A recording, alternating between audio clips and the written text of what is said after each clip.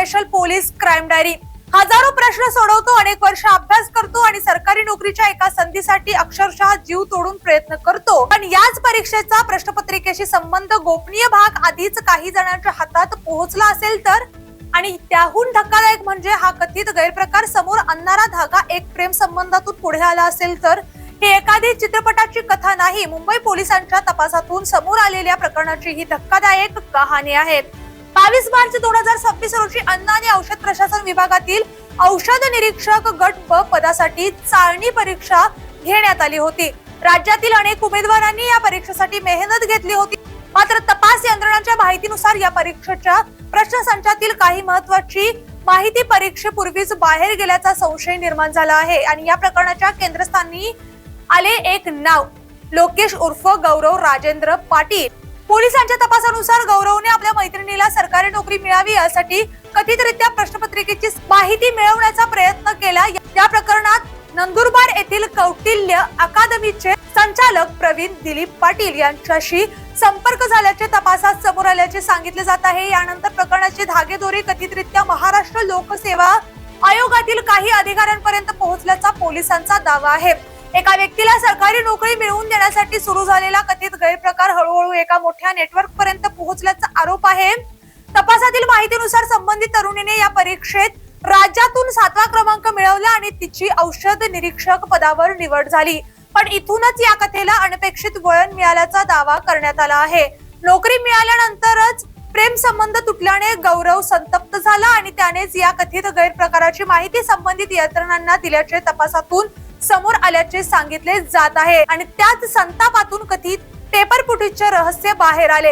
हा या संपूर्ण प्रकरणातील सर्वात चर्चेचा मुद्दा ठरला आहे। तांत्रिक पुरावे, मोबाईलवरील संभाषण, आर्थिक व्यवसाय आणि इतर उपलब्ध पुरावे याची तपासणी करण्यात आली आहे। तपास पुढे जात असताना प्रकरणाचे धागेदोरे महाराष्ट्र लोकसेवा आयोगातील काही अधिकाऱ्यांपर्यंत पोहोचल्याचा पोलिसांचा दावा आहे।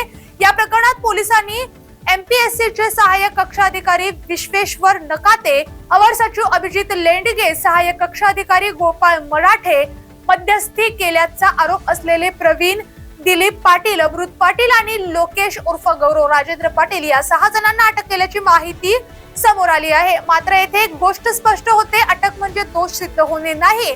या प्रकरणातील आरोपींची सत्यता न्यायालयीन प्रक्रियेत निश्चित होणे अजून बाकी आहे।